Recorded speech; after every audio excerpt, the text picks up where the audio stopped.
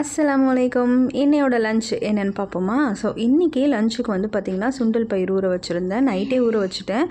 நல்லா எண்ணெய், இஞ்சி, பூண்டு, வெங்காயம், தக்காளி, தயிர், புதினா, கொத்தமல்லி, கருவேப்பிலை எல்லாத்தையும் போட்டு ஒட்டுக்கா வதக்கி வீட்டில் அரைச்ச மசாலா, அப்புறம் கரம் மசாலா, ஏலக்காய் பொடி எல்லாத்தையும் மொத்தமாக போட்டு செய்கிறது தாங்க. இங்கே தேங்காய் பால் வந்து பார்த்திங்கன்னா ஆக்சுவலாக நம்ம இன்னும் ரூமில் தான் இருக்கோம் இல்லையா?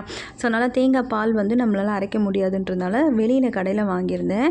அது என்னோ வந்து பார்த்திங்கன்னா க்ரீம் மாதிரி இருக்குது அந்த தேங்காய் பால். ஏன் அப்படின்னா இங்கே இருக்க டெம்பரேச்சருக்கு வந்து அது ஃப்ரீஸ் ஆகிடுது.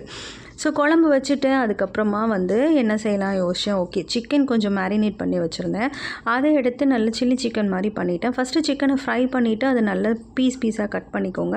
அதுக்கப்புறமா வெங்காயம், பூண்டு, கேப்சிகம் எல்லாம் போட்டு வதக்கி சாப்பிட்டா செம்ம டேஸ்ட்டாக இருக்குங்க. அதுக்கு மேலே வந்து ஸ்ப்ரிங் ஆனியன்ஸ் போட்டு டெக்கரேட் பண்ணிவிட்டு அதுக்கப்புறம் பாருங்கள் சுட சுட சாதம். இது கூட எப்பயுமே சூடான ரைஸ் கூட ஒரு ரசம் ஊற்றி சாப்பிட்டா கூட டேஸ்ட்டாக இருக்குங்க. ஆனால் இந்த கிளைமேட்டுக்கு வந்து பார்த்திங்கன்னா இந்த வெதருக்கு வந்து இந்த மாதிரி சூடாக சாப்பிட்டா தான் நல்லா இருக்குன்ற மாதிரி. கண்டிப்பாக சென்னையில் ரொம்ப வெயிலாக இருக்கும். ஆனால் இங்கே வந்து பார்த்திங்கன்னா டெம்ப்ரேச்சர் வந்து ரொம்ப கம்மியாக தாங்க இருக்கும். அதுவும் இங்கே ஹியூமிடிட்டியே கிடையாது. அதனால் எப்பயுமே குளிராகவே இருக்கும். ஸோ இந்த சமயத்தில் வந்து இந்த மாதிரி சிக்கன் மஞ்சூரியன் இல்லை காலிஃப்ளவர் மஞ்சூரியன் என்னமோ ஏதாவது ஒரு பொரியல் இந்த மாதிரி ஏதாவது செஞ்சிடுறேங்க. ஸோ இன்னையோட லஞ்சு பார்த்தீங்க. நாளையோட லஞ்சை நாளைக்கு பார்க்கலாம். Until then, it's bye from Raisha.